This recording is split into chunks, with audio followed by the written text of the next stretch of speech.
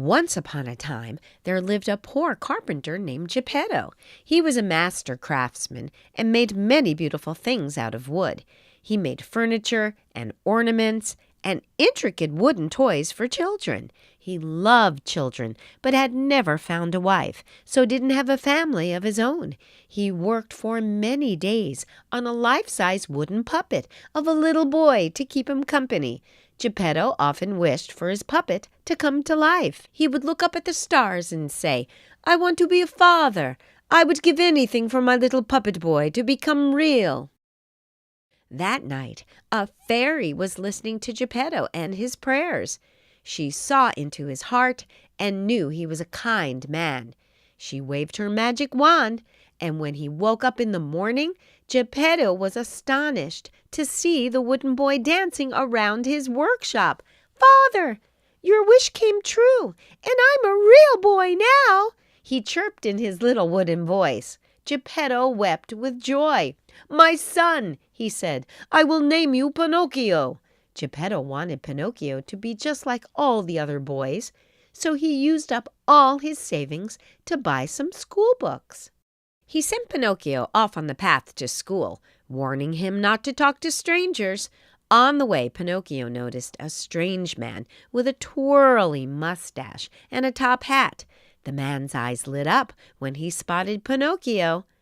"I'm a puppet master," the strange man said, "and I'm looking for little boys like you. Would you like to join my show?" Pinocchio was fascinated and agreed to look inside the stranger's traveling show tent. All of a sudden, the stranger grabbed Pinocchio by his wooden arms and threw him into a cage.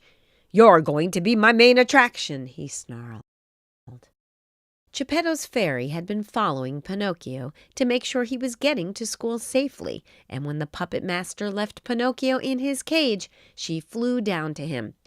"Geppetto told you not to talk to strangers, Pinocchio," the fairy said gently. "I didn't!" he cried. When he told this lie, something very odd happened. His wooden nose seemed to grow a little longer. "Pinocchio, if you promise to tell the truth and go straight to school, I will free you from this cage." Pinocchio nodded eagerly, so the fairy unlocked his cage with her wand. "Straight to school now, Pinocchio," she warned as he ran back down the path. A little further down the way, Pinocchio met a sly ginger fox. "Hello, little wooden boy," he said. "You look like you're on the way to Fun Island." "What's that?" asked Pinocchio suspiciously. The fox told him all about Fun Island, a wonderful place for boys to go and play all day, much better than school. Pinocchio was so excited that he gave all his school books to the fox in return for a ticket to Fun Island. The fairy flew down beside Pinocchio as he ran towards the harbor. "Where are you going, Pinocchio?" she asked. "To school," lied Pinocchio, and his nose grew as long as his arm. When Pinocchio got to the island, it wasn't like he was expecting. As soon as they got off the boat, all of the little boys were locked in chains and put to work, chopping wood and carrying it. Nasty men whipped them as they worked, telling them to try harder. "If you don't work hard enough, we will turn you into donkeys to pull our carts," they threatened. Geppetto's fairy flew down to Pinocchio a third time. "Why are you crying, Pinocchio?" she asked. Pinocchio sobbed harder and apologized for lying. "I would give anything to leave this island and find my father again," he wept. "I promise not to talk to strangers or tell lies any more."